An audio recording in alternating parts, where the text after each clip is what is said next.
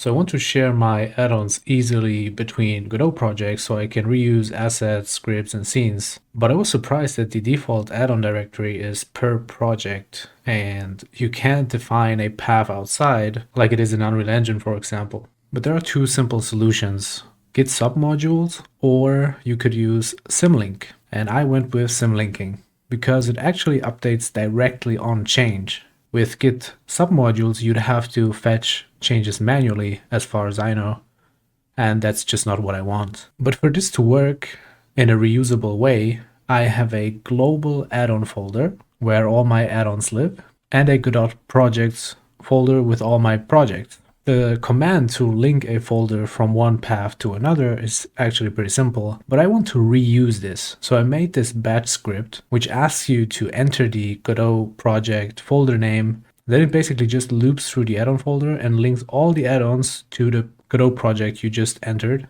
So as you can see, the folder is empty, and here are the add-ons that I have. And if I click on the batch file, it asks me to enter the project. I will add this playground project that I have open here. As you can see, my add-ons folder is empty here. If I press enter, it linked both of these, and now we have add-ons actually in here. And the cool thing is, if you go into like the plugin config, let's open this plugin config in Visual Studio. If I change this to 1.1, you can see I can just reload, and it's actually updated here to 1.1, and I can set it back to 1.0, and if I go to Visual Studio, you can see it also updated.